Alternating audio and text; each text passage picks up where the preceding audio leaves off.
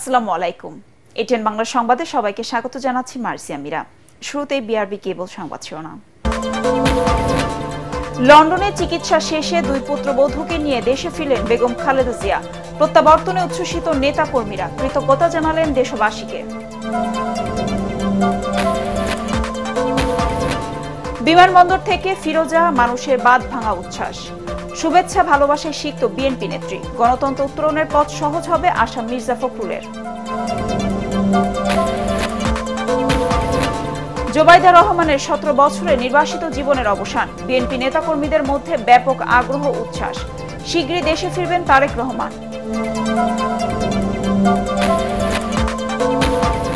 এবার কোরবানির ঈদে টানা 10 দিন ছুটির সুখবর দিল সরকার। উপদেষ্টা পরিষদের সভায় সিদ্ধান্ত, সাইবার নিরাপত্তা আইনের বিতর্কিত 9টি ধারা বাতিল। এবং নির্বাচনের আগে রাষ্ট্রের মৌলিক সংস্কারের রূপরেখার বাস্তবায়ন চায় এনসিপি। গণতান্ত্রিক রাষ্ট্র প্রতিষ্ঠায় দ্রুতই জাতীয় সনদ জানালেন আলী রিয়াজ। শুনছিলেন বিআরবি কেবল সংবাদ শিরোনাম, এবার বিস্তারিত। দেশে ফিরে লাখো নেতাকর্মী ও সাধারণ মানুষের শুভেচ্ছা ভালোবাসায় সিক্ত হলেন বিএনপি চেয়ারপারসন বেগম খালেদা জিয়া। দুই পুত্রবধূ ডাক্তার জোবাইদা রহমান ও শামিলা রহমানকে সাথে নিয়ে বেলা 11:15টার দিকে ঢাকার হযরত শাহজালাল আন্তর্জাতিক বিমানবন্দরে নামেন তিনি। লাখো মানুষের বাঁধ ভাঙা উচ্ছ্বাসকে সঙ্গী করে বিমানবন্দর থেকে গুলশানের বাসায় ফেরেন বিএনপি চেয়ারপারসন। দলের নেতাদের আশা, বেগম জিয়া দেশে ফেরায় গণতন্ত্র উত্তরণের পথ আরও সহজ হবে। বিস্তারিত জানাচ্ছেন আমাদের বিশেষ প্রতিনিধি মইনুল হাসান। ছবি তুলেছেন মোহাম্মদ মহসিন ও আজিজুল হাকিম পলাশ। দেশে ফিরেছেন দেশের নেত্রী, দেশনেত্রী। ফুল স্লোগান আর উষ্ণ অভ্যর্থনায় দেশের মাটিতে বেগম জিয়াকে স্বাগত জানালো লাখো মানুষ।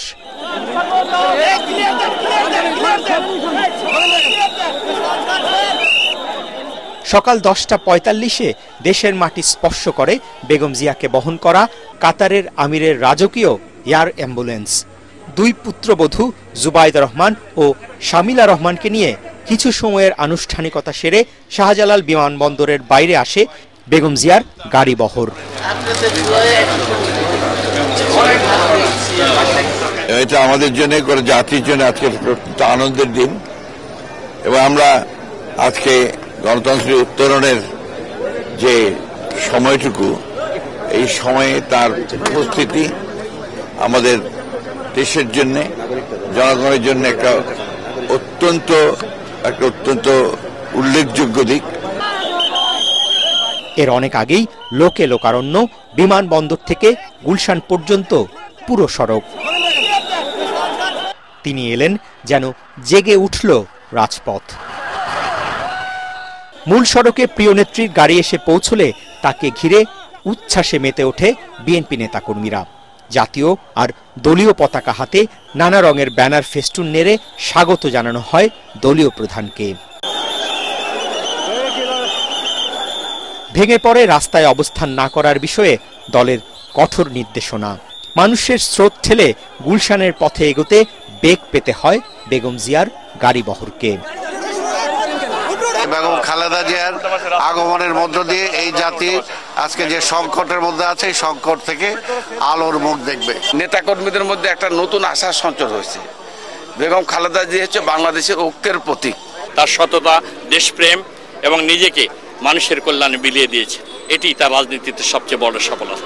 এদিকে সকাল থেকেই নেতাকর্মীদের একাংশের যেন গন্তব্য হয়ে ওঠে বেগম জিয়ার গুলশানের বাসা ফিরোজা। দীর্ঘ 4 মাস লন্ডনে চিকিৎসা শেষে বেগম জিয়ার দেশে ফেরার খবরে জিয়া পরিবারের সদস্য, স্বজন, কাছের মানুষরাও আসতে থাকেন ফিরোজায়। ওনার শারীরিক অবস্থা আলহামদুলিল্লাহ অনেকটুকু উনি সুস্থ আছেন এবং মানসিকভাবেও উনি অনেক স্টেবল আছেন। কয়েক কিলোমিটার পথ পেরিয়ে দুপুর 1:30টায় গুলশানের বাসায় পৌঁছান বেগম জিয়া।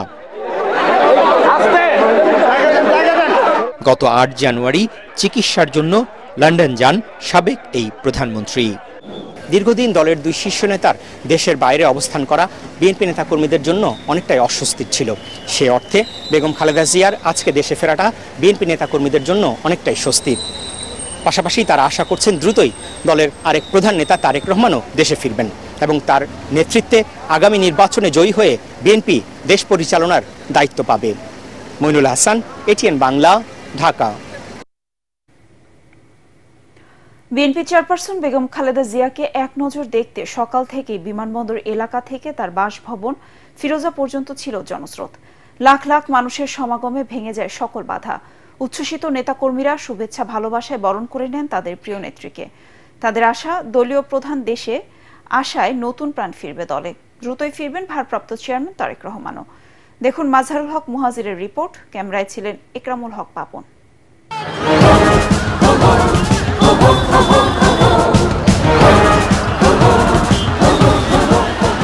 সবশেষ দেশের কোন রাজনীতিবিদ মাতৃভূমিতে ফিরে এমন ভালোবাসা সম্মান পেয়েছেন তা বলা দুষ্কর। কিন্তু তিনবারের সাবেক প্রধানমন্ত্রী বেগম খালেদা জিয়া কতটা জনপ্রিয় কিংবা দেশের জন্য কতটা প্রয়োজনীয় তারই হয়তো প্রমাণ এই জনস্রোত। সকাল থেকেই বেগম জিয়াকে এক নজর দেখতে বিমানবন্দর এলাকায় ঢল নামে বিএনপি সমর্থক আর সাধারণ মানুষের। ঢাকা আর আশেপাশের জেলার নেতাকর্মীরাই খুব ভোরে সড়কে এসে অবস্থান নেন। কে কত কাছ থেকে নেত্রীকে দেখবেন তারই যেন প্রতিযোগিতা ছিল বেগম জিয়ার স্বদেশ প্রত্যাবর্তনের দিনে। দেশবাসীর কাছে কৃতজ্ঞ যে আন্দোলনের মাধ্যমে আমাদের দেশনেত্রী বেগম খালেদা জিয়াকে মুক্ত করেছে। গণতন্ত্রের মা বেগম খালেদা জিয়া আজকে বাংলাদেশে ফিরে আসছেন। বাংলাদেশের 17 কোটি মানুষ আজকে অত্যন্ত আনন্দিত এবং গর্বিত। উনি সুস্থ থাকুক, ভালো থাকুক, ওনার সুনেতৃত্বে দেশ চলুক। আজকে এই 17 বছর পরে আমাদের যারা বিএনপি করি আমাদের সবার কাছে ঈদের মতন আনন্দ লাগতেছে। নেতাকর্মীরা যখন শুনলেন বেগম জিয়া দেশের মাটিতে পা রেখেছেন তাদের উচ্ছ্বাস উদ্দীপনাও বেড়ে যায় কয়েক গুণ। উৎসব আবহ ছড়িয়ে পড়ে। বৈশাখের তীব্র খরতাপ উপেক্ষা করে ঘণ্টার পর ঘণ্টা সড়কে দাঁড়িয়ে থাকা নেতাকর্মীদের মাঝে নিরাপত্তা বাহিনীর বাধা উপেক্ষা করে হ্যামিলনের বাঁশিওয়ালার পেছনে যেন মুগ্ধ অনুসারীদের ছুটে চলা। লাখ লাখ মানুষের উপস্থিতি কিন্তু এই বেগম জিয়ার গাড়ি বহরের সাথে সাথে আসে এবং আপনারা দেখতে পাচ্ছেন যে এক পাশে যদি বলি যে এই বেগম জিয়ার গাড়ি বহরের সাথে শুধুমাত্র বেগম জিয়াকে দেখবার জন্য তারা রাস্তার এক পাশে দাঁড়িয়েছেন এবং অনেকে কেউ কেউ হাতে ফুল নিয়ে এসেছেন, কেউ কেউ হাতে বিভিন্ন ধরনের প্ল্যাকার্ড নিয়ে এসেছেন। দেশের লক্ষ লক্ষ মানুষ সেই এয়ারপোর্ট থেকে ওনার বাসভবন পর্যন্ত আপনারা দেখেন যে এটা ঈদের আনন্দে এত মানুষ দেখা যায় না। 18 কোটি মানুষের প্রত্যাশা ছিল আজকে এই দিনটির জন্য। এদেশের সমস্ত মানুষ প্রত্যাশা করেছিল। আমরা অনেক আনন্দিত। এই দল সহ পুরো জাতি আমি মনে করি আনন্দিত। আগে থেকেই বিএনপির অঙ্গ সংগঠনের কারা কোথায় দাঁড়াবেন তার নির্দেশনা দেওয়া থাকলেও জনভোগান্তির কথা ভেবে বেগম জিয়া তার বাসভবন ফিরোজায় যান নেভি অফিসের পাশে সড়ক দিয়ে। এতে বনানী, কাকলি, গুলশানে অবস্থান নেওয়া নেতাকর্মীরা নেত্রীকে দেখা থেকে বঞ্চিত হলেও একটুও ভাটা পড়েনি তাদের উচ্ছ্বাসে। নেত্রী ঠিকঠাক দেশে এসেছেন, এতেই খুশি তারা।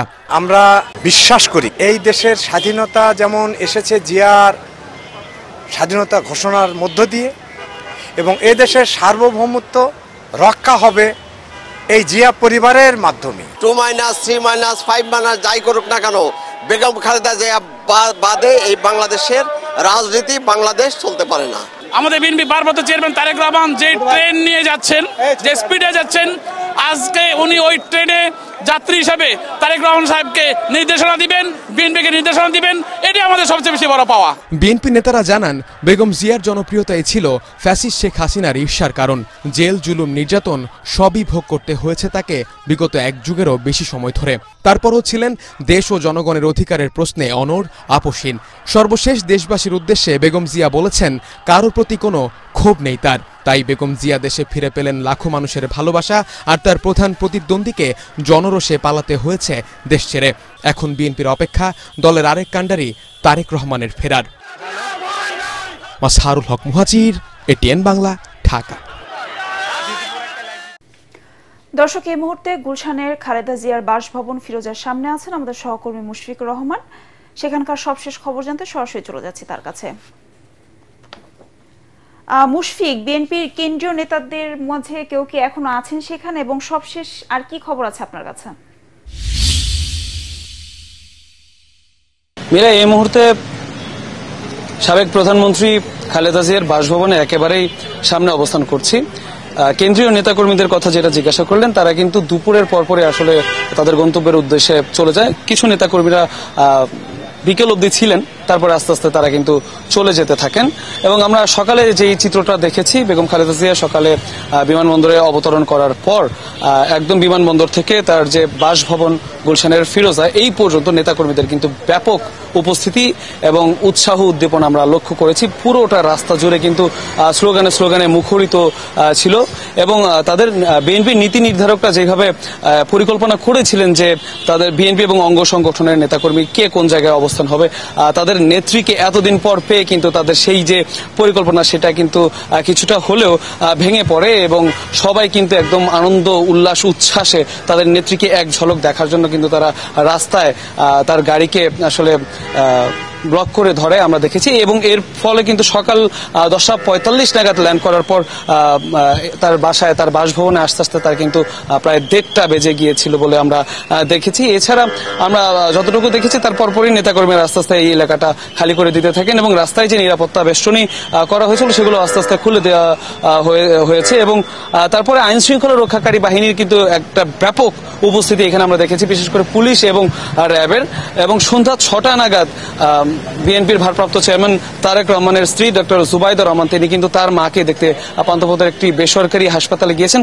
সেই তার গাড়িবহর যে সেইটার সাথেও কিন্তু আইন শৃঙ্খলা রক্ষাকারী বাহিনীর বিশাল একটা দল কিন্তু বিশাল একটা ইউনিট কিন্তু সেখানে গিয়েছে। এছাড়া তার পরপরই কিন্তু নেতাকর্মী যে কয়েকজন অবশিষ্ট ছিলেন তারাও কিন্তু এখন আর নেই। এবং বেগম খালেদা জিয়ার যে ব্যক্তিগত চিকিৎসক তিনি যেটা জানিয়েছেন যে এত লম্বা একটা সফর তিনি করে এসেছেন, সেই কারণে তার শারীরিক একটু ক্লান্তি থাকলেও মানসিকভাবে কিন্তু নেতাকর্মীদের এত উচ্ছ্বাস দেখে তিনি কিন্তু বেশ আনন্দে রয়েছেন। এতদিন পর 4 মাসের চিকিৎসার পর তিনি দেশে ফিরেছেন, সেটারও একটা আনন্দ কিন্তু রয়েছে।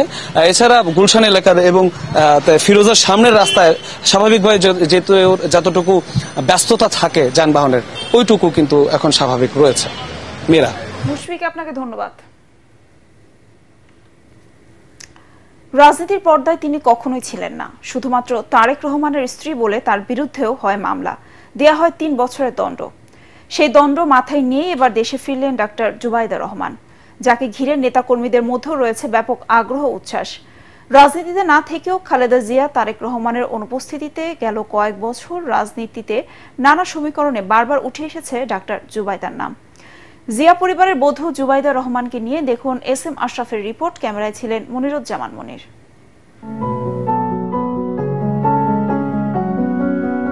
17 বছর, এক যুগেরও বেশি সময়, একটা প্রজন্ম বেড়ে উঠেছে, দেশের অনেক কিছু বদলে গেছে, কিন্তু একজন স্ত্রী, একজন মা, একজন কন্যা জুবাইদা রহমান সব কিছু থেকে বঞ্চিত হয়ে কাটিয়েছেন নির্বাসিত দীর্ঘ এক জীবন। এবার তিনি ফিরেছেন নিজ মাতৃভূমিতে।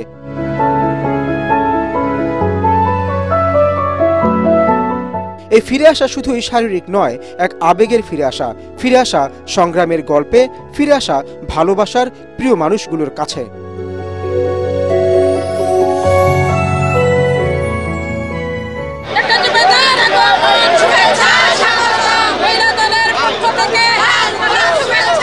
দু 2007 সালে রাজনৈতিক অস্থিরতা যখন চরমে, তার ঠিক পরেই তারেক রহমানের হাত ধরে দেশ ছাড়েন ডাক্তার জুবাইদা। দীর্ঘ এই প্রবাস জীবনে প্রতিনিয়ত হতে হয়েছে কঠিন পরিস্থিতির মুখোমুখি। মা, বোন, পরিবার ছেড়ে বাইরে থাকলেও দেশকে হৃদয়ে ধারণ করে রেখেছিলেন তিনি। অক্লান্ত পরিশ্রমের মাধ্যমে এই ফাউন্ডেশন অসংখ্য জনহিতকর প্রকল্প সার্থকভাবে সম্পন্ন করেছে। আত্মীয় স্বজনের সাথে তার যে একটা গেট টুগেদার থাকে বা প্রত্যেকটা মানুষেরই থাকে, ছোট বড় হোক, ধনী দারিদ্র হোক, সেই জিনিসটা থেকে সে পুরোপুরি বঞ্চিত ছিল। তো সেই হিসাবে তার অবদানকে আমরা অনেক বড় কিছু দেখি এবং তার সেই অবদানকে আমরা স্যালুট জানাই। বিনা কারণে ওনার নামে মামলা দিয়ে তার আশাটা রুদ্ধ করে রেখেছিল। এই যে দীর্ঘদিন পর ম্যাডাম গত 4 মাস আপনারা জানেন যে লন্ডনে উনি চিকিৎসারত অবস্থা ছিলেন এবং চিকিৎসা শেষ করে ডক্টর জুবাইদা রহমান ম্যাডামের সঙ্গে এসেছেন। ডাক্তার জুবাইদা রহমান শুধু একজন রাজনৈতিক পরিবারের সদস্যই নন, তিনি একজন চিকিৎসক, একজন শিক্ষিত, আত্মমর্যাদা সম্পন্ন নারী।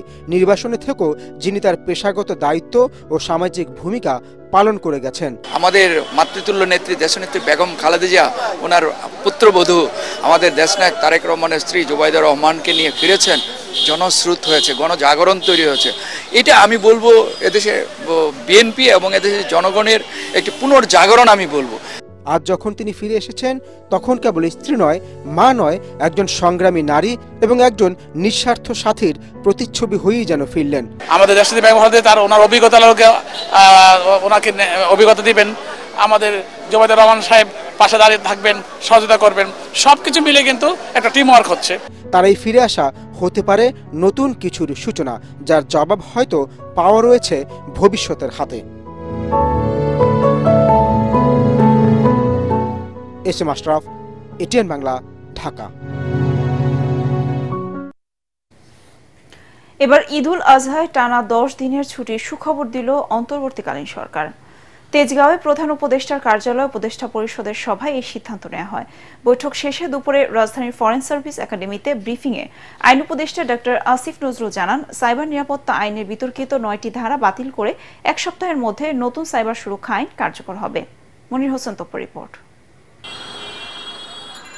আল্লাহর সন্তুষ্টি অর্জনে ঈদুল আজহার গুরুত্ব অনেক। সবাই যাতে স্বাচ্ছন্দ্যে পরিবার পরিজন নিয়ে ঈদের আনন্দ ভাগাভাগি করতে পারে, সেজন্য ব্যতিক্রমী উদ্যোগ নিয়েছে অন্তর্বর্তী সরকার। এবারই প্রথম রেকর্ড 10 দিনের ছুটি পেতে যাচ্ছেন সরকারি চাকরিজীবীরা। তবে ব্যাংক ও আর্থিক প্রতিষ্ঠানের ছুটির বিষয়ে সিদ্ধান্ত নেবে কেন্দ্রীয় ব্যাংক। উপদেষ্টা পরিষদের সভায় এর সিদ্ধান্ত নেওয়া হয়।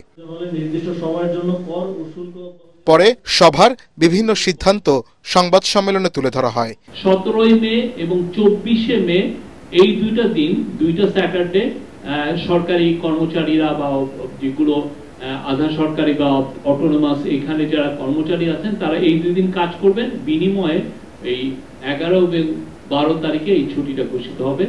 ঈদুল আজহার ছুটি হবে 10 দিন। এ সময় আইন উপদেষ্টা জানান, সাইবার সুরক্ষা আইনের চূড়ান্ত অনুমোদন দেওয়া হয়েছে। ভেটিং শেষে 1 সপ্তাহের মধ্যে গ্যাজেট প্রকাশ করা হবে বলেও জানান তিনি। নতুন এই আইনে জামিন অযোগ্য ধারাগুলো জামিনের বিধান রেখে সর্বোচ্চ শাস্তি 2 বছর করা হয়েছে। প্রথমবারের মতো ইন্টারনেটকে নাগরিক অধিকার হিসাবে স্বীকৃতি দেওয়া হয়েছে। দেশে প্রথমবারের মতো অনলাইন জুয়া নিষিদ্ধ করা হয়েছে। প্রথমবারের মতো সাইবার স্পেসে নারী শিশু নির্যাতন এবং যৌন হয়রানিকে শাস্তিযোগ্য অপরাধ হিসেবে স্বীকৃতি দেওয়া হয়েছে। এবং এই আগের যে আইনটা ছিল ডিজিটাল সিকিউরিটি অ্যাক্ট, সেখানকার 9টা ধারা বাতিল করা হয়েছে এবং এই 9টা ধারাই ছিল কুখ্যাত ধারা। এই ধারাগুলোতে 95% মামলা দায়ের হয়েছিল। এই মামলাগুলো এখন স্বয়ংক্রিয়ভাবে বাতিল হয়ে যাবে। নারী সংস্কার কমিশনের প্রতিবেদন বাতিল করা হবে কিনা এমন প্রশ্নের জবাবে আসিফ নজরুল বলেন, রাজনৈতিক ঐক্যমত্য ছাড়া বড় সংস্কার বাস্তবায়ন করা হবে না। আমাদের যে কোনো ধরনের বড় সংস্কার রাজনৈতিক ঐক্যমত্য ছাড়া বাস্তবায়ন করা হবে না। এবং আরেকটা জিনিস খেয়াল রাখবেন, এটা একটা সংস্কার কমিশনের প্রস্তাব, এটা কিন্তু সরকারের সিদ্ধান্ত না। তা আমরা আশা করব ভিন্নমত এবং প্রতিক্রিয়া জ্ঞাপন করার ক্ষেত্রে সবাই যেন সহনশীলতা এবং শালীনতার পরিচয় দেয়। এ সময় উপদেষ্টা আসিফ মাহমুদ সজীব ভুইয়া বলেন, যুব উদ্যোক্তাদের জন্য 10 লাখ টাকা পর্যন্ত ঋণ সুবিধা দেওয়ার সিদ্ধান্ত হয়েছে। মনির হোসেন তপু, এটিএন বাংলা, ঢাকা। নির্বাচনের আগে রাষ্ট্রের মৌলিক সংস্কারের রূপরেখার বাস্তবায়ন চান জাতীয় নাগরিক পার্টি এনসিপির সদস্য সচিব আখতার হোসেন। ঐক্যমত্য কমিশনের সঙ্গে দলের দ্বিতীয় দফায় বৈঠক শেষে তিনি বলেন, বিচার ও মৌলিক সংস্কার করতে পারলেই নির্ধারিত সময়ে ভোট আয়োজন সম্ভব। এ সময় ঐক্যমত্য কমিশনের সহসভাপতি অধ্যাপক আলী রিয়াজ জানান, দ্রুত জাতীয় সনদ তৈরিতে আনুষ্ঠানিক এবং অনানুষ্ঠানিক আলোচনা চলছে বিভিন্ন পক্ষের সঙ্গে। বিস্তারিত রাস্তা দাসের রিপোর্টে। ঐক্যমত্য কমিশনের সাথে দ্বিতীয় দফায় বৈঠকে বসে জাতীয় নাগরিক পার্টি। জাতীয় সংসদ ভবনের এলডি হলে অনুষ্ঠিত এই বৈঠকে এনসিপির নেতৃত্ব দেন দলটির সদস্য সচিব আখতার হোসেন। বৈঠকের শুরুতেই এনসিপির পক্ষ থেকে বেশ কিছু বিষয় সুনির্দিষ্ট সংস্কার প্রস্তাব হস্তান্তর করেন তিনি। বলেন, স্বৈরতান্ত্রিক ও ফ্যাসিবাদ থেকে মুক্ত হতেই সংস্কার প্রস্তাব দেয়া হয়েছে। মৌলিক সংস্কার বলতে শুধুমাত্র নির্বাচনী কোনো ব্যবস্থার সংস্কার নয়। এ সময় জাতীয় ঐক্যমত কমিশনের সহসভাপতি আলী রিয়াজ বলেন, দ্রুত সংস্কার প্রস্তাব চূড়ান্ত করতে আনুষ্ঠানিকতার বাইরেও চলছে আনুষ্ঠানিক আলোচনা। আনুষ্ঠানিক অনানুষ্ঠানিক বিভিন্নভাবে অগ্রসর হচ্ছে এবং তার মধ্যে দিয়ে আমরা চেষ্টা করছি একটি জাতীয় সনদ তৈরি করতে, যার লক্ষ্য হচ্ছে ভবিষ্যতে বাংলাদেশের একটি গণতান্ত্রিক রাষ্ট্র প্রতিষ্ঠার একটা পথরেখা তৈরি করা। বৈঠক শেষে এনসিপির নেতারা বলেন, বিগত সময়ে অনুষ্ঠিত নির্বাচন জনগণের আস্থা অর্জন করতে পারেনি, তাই মৌলিক সংস্কারের রূপরেখা বাস্তবায়নের পরই জাতীয় নির্বাচনের আয়োজন চান দলটি। নির্বাহী বিভাগ তার জায়গায় একচ্ছত্র পুরো রাষ্ট্র পরিচালনার আধিপত্য ছিল এবং অন্যান্য যে বিভাগগুলো সেগুলোর উপরে একচ্ছত্র আধিপত্য বিস্তার করত। সেই জায়গায় এই জাতীয় সাংবিধানিক কাউন্সিল নির্বাহী বিভাগকে জবাবদিহিতায় রাখার একটা কাজ করবে।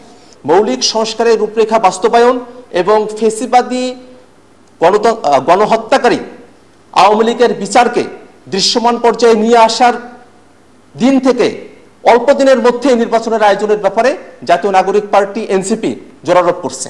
এখন পর্যন্ত মোট 25টি দলের সঙ্গে আলোচনায় বসেছে জাতীয় ঐকমত্য কমিশন। রাসনা দাস, এটিএন বাংলা, ঢাকা। বাংলাদেশ থেকে ইটালিতে কর্মী পাঠাতে সমঝোতা স্মারক সই করেছে দুদেশ। রাজধানীতে প্রবাসী কল্যাণ ও বৈদেশিক কর্মসংস্থান মন্ত্রণালয় সমঝোতা স্মারকে সই করেন উপদেষ্টা ডক্টর আসিফ নজরুল এবং ইটালির স্বরাষ্ট্রমন্ত্রী মাত্তেও পিয়েন্তেদোজি। এ সময় আসিফ নজরুল জানান, এর ফলে অবৈধ পথে ইটালি যাওয়ার প্রবণতা কমবে। বাংলাদেশ সরকারের অনুরোধে সৌদি আরব ও জর্ডানে জরিমানা ছাড়া অবৈধ কর্মীদের বৈধতার প্রক্রিয়া শুরু হয়েছে বলেও জানান তিনি। ইমদাদুল্লাহ বাবুর রিপোর্ট। উন্নত জীবনের প্রত্যাশায় প্রতি বছর অবৈধ পথে লিবিয়া হয়ে ভূমধ্য সাগর পাড়ি দিয়ে ইতালি যেতে চান বহু বাংলাদেশি অভিবাসন প্রত্যাশী কর্মী। সেই যাত্রায় কেউ কেউ সফল হলেও বেশিরভাগই নির্মমভাবে মৃত্যুবরণ করেন। এই মৃত্যুযাত্রা থামাতে বাংলাদেশ ও ইতালি বহু উদ্যোগ নিলেও তা ব্যর্থ হয়েছে। ইতালি সরকারের হিসেবে 2024 সালে সমুদ্রপথে 14,284 জন বাংলাদেশি দেশটিতে গেছেন। এভাবে অবৈধ অভিবাসন বন্ধে মঙ্গলবার বাংলাদেশ ও ইতালির মধ্যে সমঝোতা স্মারক বা MOU সই হয়েছে। মাইগ্রেশন অ্যান্ড মোবিলিটি নামে এই সমঝোতা স্মারক অনুযায়ী একটি জয়েন্ট ওয়ার্কিং গ্রুপ করা হবে, যারা বৈঠকের মাধ্যমে কর্মীদের ভাষা শিক্ষা, প্রশিক্ষণ ও কাজের খাত নির্ধারণ করবে। আমরা সব সময় শ্রমিকদের বৈধ পথে আসার জন্য অনুপ্রাণিত করি। ইতালি সরকার দীর্ঘদিন থেকে এটা নিয়ে কাজ করে আসছে। এর ফলে দুই দেশের বন্ধুত্ব আরো বাড়বে। MOUর মধ্যে আছে যে আমাদের কোটার বাইরেও আরো দেওয়া যায় নাকি সেটাও তারা দেখবে। কোন কোন খাত সেটা এখানে স্পেসিফাই করা নাই। এটা করার কারণে মূলত যে লাভটা হবে, অবৈধ পথে আমাদের অভিবাসীরা গিয়ে আপনার প্রাণনাশের ঝুঁকির মধ্যে পড়তো, সেখানে বৈধ পারিশ্রমিক পেত না, মাঝে মাঝে গ্রেফতার হতো, চলে আসতে হতো। এই সমস্ত যন্ত্রণা আশা করি অনেকাংশে উপশম হবে। ডক্টর আসিফ নজরুল আরও জানান, সৌদি আরবে অবস্থানরত অবৈধ বাংলাদেশি কর্মীরা স্বেচ্ছায় বৈধ হতে গেলে তাদের ফিরিয়ে না দিয়ে বৈধতা দেবে দেশটির সরকার। সৌদি মন্ত্রীর সাথে আমার কথা হয়েছে, সেটা হচ্ছে ওইখানে যারা অবৈধভাবে থাকছেন, যেসব বাংলাদেশি নারী অভিবাসী রেমিটেন্স যোদ্ধারা আছেন, নারীদের ক্ষেত্রে ওনারা বৈধ করার একটা প্রক্রিয়া শুরু করে দিয়েছেন অলরেডি, এবং ওইখানে যারা অবৈধভাবে যারা আমাদের নারী শ্রমিকরা আছেন ওনারা ইচ্ছা করলে এই সুযোগটা নিতে পারেন। মধ্যপ্রাচ্যের বিভিন্ন দেশ এবং মালয়েশিয়ায় বেশি পারিশ্রমিকে বৈধভাবে কর্মী পাঠাতে সরকার কাজ করছে বলেও জানিয়েছেন প্রবাসী কল্যাণ উপদেষ্টা। ইমদাদুল্লাহ বাবু, ATN বাংলা, ঢাকা। ৭১-এর মানবতা বিরোধী অপরাধের মামলায় মৃত্যুদণ্ডপ্রাপ্ত জামায়াত নেতা ATM আজহারুল ইসলামের আপিলের শুনানি আগামী বৃহস্পতিবার পর্যন্ত মুলতবি করেছে আপিল বিভাগ। প্রধান বিচারপতি সৈয়দ রেফাত আহমেদের নেতৃত্বাধীন ৭ বিচারপতির পূর্ণাঙ্গ বেঞ্চ আদেশ দেন। ওই দিন আপিল বিভাগের কার্যতালিকার শীর্ষে থাকবে মামলাটি। ATM আজহারের আইনজীবী জানান, মামলার ৯০% শুনানি শেষ হয়েছে। আগামী দিনে পরবর্তী শুনানি করা হবে। কাস্টমার ইন্টারন্যাশনাল ল অর্থাৎ আন্তর্জাতিক আইনের প্রযোজ্যতা হবে না, এই মর্মে আপিল বিভাগ আগে রায় দিয়েছেন জনাব কাদের মোল্লার মামলা। আমরা আজকে এটাও বলেছি যে আন্তর্জাতিক আইনের প্রযোজ্যতা ছাড়া ইন্টারন্যাশনাল ক্রাইমস ট্রাইব্যুনাল আইনের অধীন কিংবা এই ট্রাইব্যুনালে বিচার করা সম্ভব নয়। শিক্ষক লাঞ্ছনায় বিচারের দাবিতে তৃতীয় দিনের মতো ক্লাস সহ একাডেমিক কার্যক্রম বর্জন অব্যাহত রেখেছেন খুলনা প্রকৌশল ও প্রযুক্তি বিশ্ববিদ্যালয় কুয়েটের শিক্ষকরা। গতকাল অভিযুক্তদের শাস্তির ব্যাপারে বিশ্ববিদ্যালয়ের প্রশাসনকে 7 দিনের আলটিমেটাম দেন তারা। জটিলতা নিরসনে শিক্ষার্থী ও শিক্ষকদের সাথে বৈঠক করেন অন্তর্বর্তীকালীন উপাচার্য ডক্টর হযরত আলী। তবে শিক্ষকরা তাদের অবস্থানে অনড় থাকায় ব্যর্থ হয় বৈঠক। পরিস্থিতি নিয়ন্ত্রণে বিকেলে জরুরি সিন্ডিকেট সভা ডাকেন উপাচার্য। তবে বৈঠকের বিষয়ে এখনো কিছু জানা যায়নি। দীর্ঘ 9 বছর পর চট্টগ্রাম বিশ্ববিদ্যালয়ে অনুষ্ঠিত হতে যাচ্ছে 5ম সমাবর্তন। এতে অংশ নেবেন প্রায় 23,000 শিক্ষার্থী। সমাবর্তন উপস্থিত থাকবেন চট্টগ্রাম বিশ্ববিদ্যালয়ের সাবেক শিক্ষক, প্রধান উপদেষ্টা ডক্টর মোহাম্মদ ইউনূস। আয়োজনকে সফল করতে চলছে বিশাল কর্মযজ্ঞ। চট্টগ্রাম থেকে আরো জানাচ্ছেন সৈয়দ তামিম মাহমুদ। চট্টগ্রাম বিশ্ববিদ্যালয়ের 5ম সমাবর্তনকে ঘিরে ক্যাম্পাসে এখন সাজ রব। শিক্ষার্থীদের মাঝে বইছে উৎসবের আমেজ। প্রায় 9 বছর পর 14 মে অনুষ্ঠিত হবে সমাবর্তন। বিশ্ববিদ্যালয় কর্তৃপক্ষ জানিয়েছে, দীর্ঘ প্রায় 9 বছর পরে হতে যাওয়া এই সমাবর্তনে অংশ নেবেন প্রায় 23,000 শিক্ষার্থী। এই সমাবর্তনে অংশ নেওয়া শিক্ষার্থীদের জন্য থাকছে বাস ও ট্রেনের বিশেষ ব্যবস্থা, দেয়া হবে বিশেষ উপহারও। আমরা এখন অনেক বেশি প্রাণিত, বিশেষভাবে ফুলেল ক্যাম্পাসে আমরা যাতে আমাদের অতিথিদের স্বাগত জানাতে পারি, আমাদের অ্যালামনাইদেরকে আমরা বরণ করে নিতে পারি। আর এই সংক্রান্ত যেসব অনুষ্ঠানাদি আমরা পরিকল্পনা করেছি সেগুলো যাতে সুচারুভাবে সম্পন্ন হয় সেজন্য আমরা রাত দিন পরিশ্রম করে যাচ্ছি। 80,000 থেকে 1 লক্ষ লোকের সমাগম হবে। তো চট্টগ্রাম শহর থেকে আসা, তো এই বিষয়টা আমরা করছি, আমাদের বিশেষ করে আমাদের কনভোকি যারা, তাদের জন্য আমরা 100 বড় গাড়ি আমরা দেব, তারা একবার বা 2 ট্রিপে তারা আসবে, আর আমাদের ট্রেন তো আছে। এবারের সমাবর্তনের সবচেয়ে বড় আকর্ষণ প্রধান উপদেষ্টা ডক্টর মোহাম্মদ ইউনূসের অংশগ্রহণ। এদিন তাকে প্রদান করা হবে সম্মানসূচক ডক্টর অব লিটারেচার ডিগ্রি।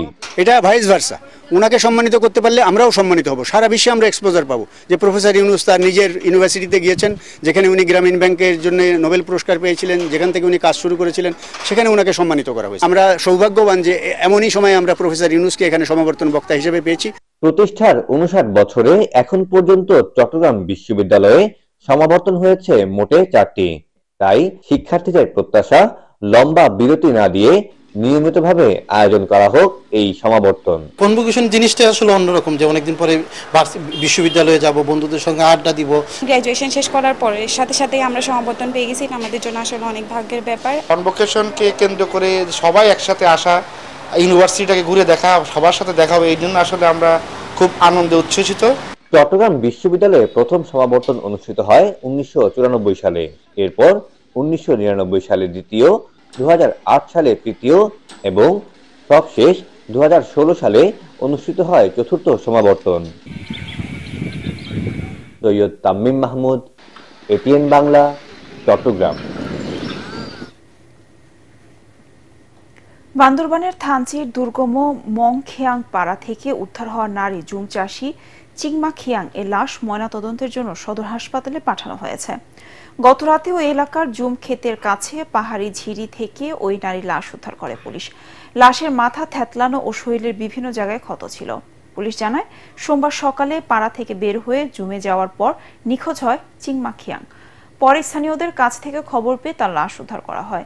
এদিকে হত্যার রহস্য উদ্ঘাটনে প্রশাসন ও আইন শৃঙ্খলা বাহিনী সর্বোচ্চ গুরুত্ব এবং সতর্কতার সাথে কাজ করছে বলে জানিয়েছেন বান্দরবানের জেলা প্রশাসক শামীম আরা রিনি।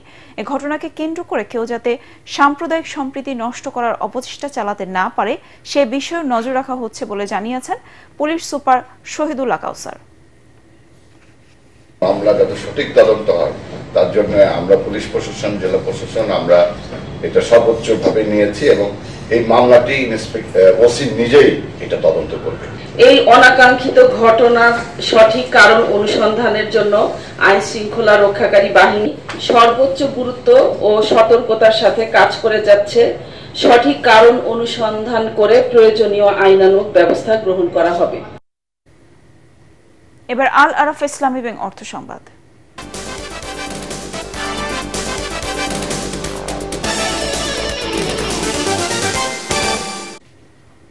চার বছরেও শেষ হয়নি মেহেরপুর স্যানিটারি ল্যান্ডফিল্ড ও পয়ঃবর্জ্য পরিশোধনাগার প্রকল্পের কাজ। নানা সংকটে থেমে আছে প্রকল্পটি, ফলে শহরের বর্জ্য ব্যবস্থাপনায় বেহাল দশা। এই অবস্থায় পৌরবাসীর দুর্ভোগ কমাতে দ্রুত ব্যবস্থা নেওয়ার দাবি পরিবেশ কর্মী ও স্থানীয়দের। মেহেরপুর প্রতিনিধি উম্মে ফাতেমা রোজিনার পাঠানো রিপোর্ট, জানাচ্ছেন ফারহিন ইসলাম টুম্পা। মেহেরপুর শহরের অপচনশীল বর্জ্যকে পুনর্ব্যবহার ও পচনশীল বর্জ্যকে পরিবেশ বান্ধব করে সার তৈরির লক্ষ্যে তৈরি করা হয় এই পয়ঃবর্জ্য পরিশোধনাগার। 2021 সালে উদ্বোধন করা হলেও অবকাঠামোগত ত্রুটি, অর্থ বরাদ্দ ও জনবল সংকটে আলোর মুখ দেখেনি প্রকল্পটি। বরং শহরের আবর্জনাগুলো যত্রতত্র ফেলার কারণে ভাগাড়ে পরিণত হয়েছে পুরো এলাকা। বসতবাড়ির পাশে একবারে ময়লা ফেলে, আমরা এখানে বাচ্চারা খেলা খেলতে পারে না, আমাদের অনেক গ্যাস লাগে, গ্যাস গন্ধ লাগে। যেখানে সেখানে ময়লা আবর্জনা ফেলছে, এতে মানুষের অনেক কষ্ট সাধিত হচ্ছে। রাস্তা চিপা হওয়ার কারণে অনেক সময় ময়লা বেশি হওয়ার কারণে রাস্তার উপরেও চলে যায়। আমরা চাচ্ছি যে ময়লাটা যেন ভবিষ্যতে না ফেলে। পরিবেশ রক্ষায় দ্রুত ব্যবস্থা নেওয়ার দাবি পরিবেশ কর্মীদের। পয়ঃবর্জ্য থেকে সার তৈরি করার একটা প্রকল্প ছিল এবং সেটা কিছুটা বাস্তবায়ন হচ্ছে এবং বাকিটা আরো সুন্দরভাবে এই প্রকল্পটা চলমান হলে আরো সুন্দরভাবে বাস্তবায়ন করা হবে। এ থেকে আমাদের মুক্তি পেতে হলে অবশ্যই আমাদের যে বর্জ্য ব্যবস্থাপনা সিস্টেম যেটা করা হয়েছিল এটাকে ঢেলে সাজাতে হবে। পৌর কর্তৃপক্ষ বলছে অর্থ বরাদ্দ পেলে বর্জ্য ব্যবস্থাপনা কেন্দ্রটি চালু করা সম্ভব। সম্প্রতি একটি প্রজেক্ট থেকে আমাদের কিছু ডিরেকশন দিয়েছেন, তার প্রেক্ষিতে আমরা একটা রিপোর্ট দিব। সেখানে এই প্রকল্প থেকে সেই যদি আমরা কারিগরি সহযোগিতা পাই তাহলে এই মেহেরপুর পৌরসভার যে বর্জ্যগুলো রয়েছে সেগুলো আমরা পরিবেশ বান্ধব উপায়ে ম্যানেজ করতে পারবো। তৃতীয় নগর উন্নয়ন প্রকল্পের আওতায় বর্জ্য ব্যবস্থাপনা কেন্দ্রটি তৈরিতে ব্যয় হয়েছিল 2,72 লাখ টাকা। Bureau report, ATN Bangla. এবার আন্তর্জাতিক সংবাদ।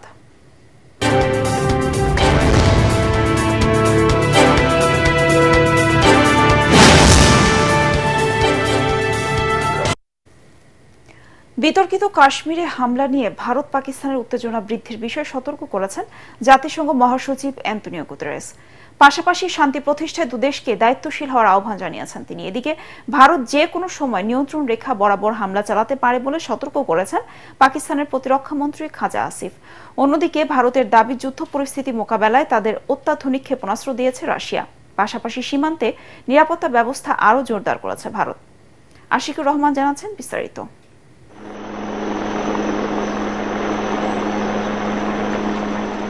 পেহেলগামে হামলার পর থেকেই ভারত পাকিস্তানের সম্পর্ক দিন দিন তলানিতে গিয়ে ঠেকেছে। আকাশসীমা বন্ধ সহ একের পর এক নিষেধাজ্ঞা দিয়েই চলেছে দেশ দুটি। এমন ঘটনা ও উত্তেজনায় সীমান্তের বাসিন্দারা রয়েছেন আতঙ্কে। তবে বিতর্কিত এই হামলা নিয়ে ভারত পাকিস্তানকে সতর্ক করেছেন জাতিসংঘ মহাসচিব অ্যান্তোনিও গুতেরেস। পাশাপাশি শান্তি প্রতিষ্ঠায় দুই দেশকেই দায়িত্বশীল হওয়ার আহ্বান জানিয়েছেন তিনি। দুদেশের সম্পর্ক উত্তপ্ত পর্যায়ে পৌঁছেছে। আপনারা কোনো ভুল করবেন না। সামরিক সমাধান কোনো সমাধান হতে পারে না। দোষীদের অবশ্যই বিশ্বাসযোগ্য ও আইনি উপায়ে বিচারের আওতায় আনতে হবে। এদিকে ভারত যে কোনো সময় নিয়ন্ত্রণ রেখা বরাবর হামলা চালাতে পারে বলে সতর্ক করেছেন পাকিস্তানের প্রতিরক্ষা মন্ত্রী খাজা আসিফ। তিনি বলেন, নিয়ন্ত্রণ রেখায় হামলা হলে চরম মূল্য দিতে হবে নয়াদিল্লিকে। পাকিস্তানের প্রধানমন্ত্রী শাহবাজ শরীফ পেহেলগামের ঘটনা তদন্তে একটি আন্তর্জাতিক কমিশন গঠন করার আহ্বান জানিয়েছেন। অন্যদিকে ভারতের দাবি যুদ্ধ পরিস্থিতি মোকাবেলায় ভারতকে ব্রহ্মাস্ত্র নামের একটি অত্যাধুনিক ক্ষেপণাস্ত্র দিয়েছে রাশিয়া। এর সাহায্যে মাঝ আকাশেই ধ্বংস করা যাবে ড্রোন এবং যুদ্ধ বিমান। পাশাপাশি সীমান্তে নিরাপত্তা ব্যবস্থা আরও জোরদার করেছে দেশটি। আশিকুর রহমান, ATN বাংলা। পেশাগত দক্ষতা বাড়ানোর পাশাপাশি জনবান্ধব পুলিশিং নিশ্চিতে ডিএমপিতে কর্মরত ট্রাফিক পুলিশ কর্মকর্তাদের ড্রাইভিং প্রশিক্ষণ দেওয়া হচ্ছে। পর্যায়ক্রমে প্রায় 1000 কর্মকর্তাকে দেয়া হবে এই প্রশিক্ষণ। ট্রাফিক ব্যবস্থাপনায় সেবার মান আরও বাড়াতে ট্রাফিক সদস্যদের ড্রাইভিং শেখা বাধ্যতামূলক করার নির্দেশনা দেন DMP commissioner Sheikh Mohammad Sajjad Ali. Rajarbagh police লাইন্সে শুরু হওয়া 4 দিনের প্রশিক্ষণ কর্মসূচিতে ট্রাফিকের 1 জন পরিদর্শক সহ 15, 17 ও 23 ব্যাচের 19 জন সার্জেন্টকে ড্রাইভিং প্রশিক্ষণ দেওয়া হচ্ছে। এ সময় অফিসারদের উদ্দেশ্যে বক্তব্য রাখেন বাংলাদেশ পুলিশ অ্যাসোসিয়েশনের সিনিয়র উপদেষ্টা ও চলচ্চিত্র শিল্পী সমিতির senior vice president DA Tayeb. আরও বক্তব্য রাখেন কোর্স কোঅর্ডিনেটর নূর নবী মৃধা, প্রশিক্ষক শফিকুল ইসলাম সহ অন্য কর্মকর্তারা। আগামী 9 মে শেষ হবে প্রথম ব্যাচের ড্রাইভিং প্রশিক্ষণ। এবার খেলার খবর।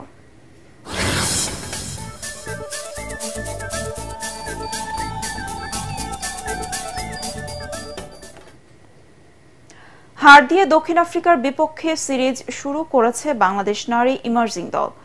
চট্টগ্রামে প্রথম ওয়ানডেতে সফরকারীদের কাছে 5 উইকেটে হেরেছে স্বাগতিকরা। বীরশ্রেষ্ঠ শহীদ ফ্লাইট লেফটেন্যান্ট মতিউর রহমান স্টেডিয়ামে টস হেরে ব্যাটিংয়ে নামে বাংলাদেশ। 47 ওভার 5 বলে গুটিয়ে যাওয়ার আগে সংগ্রহ করে 179 রান।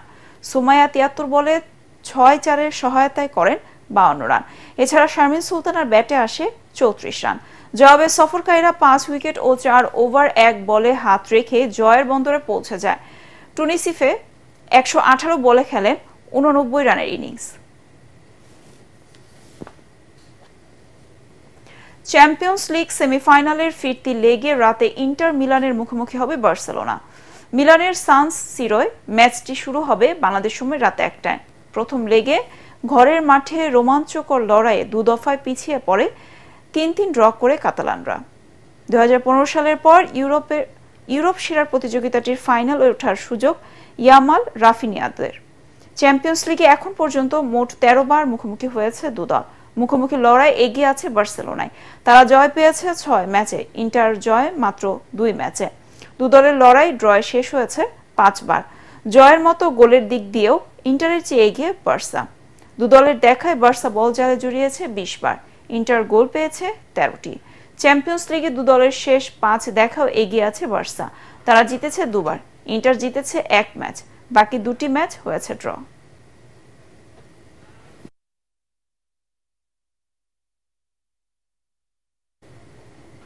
শেষ করার আগে বিআরবি কেবল সংবাদ শিরোনাম আরেকবার। লন্ডনে চিকিৎসা শেষে 2 পুত্রবধূকে নিয়ে দেশে ফিরলেন বেগম খালেদা জিয়া। প্রত্যাবর্তনে উচ্ছ্বসিত নেতাকর্মীরা, কৃতজ্ঞতা জানালেন দেশবাসীকে।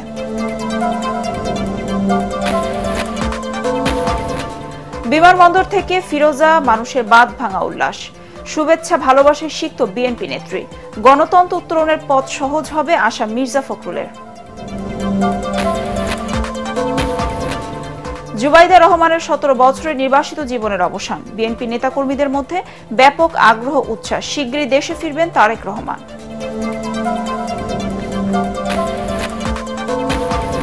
এবার কোরবানির ঈদের টানা 10 দিন ছুটির সুখবর দিল সরকার। উপদেষ্টা পরিষদের সভায় সিদ্ধান্ত, সাইবার নিরাপত্তা আইনের বিতর্কিত 9টি ধারা বাতিল।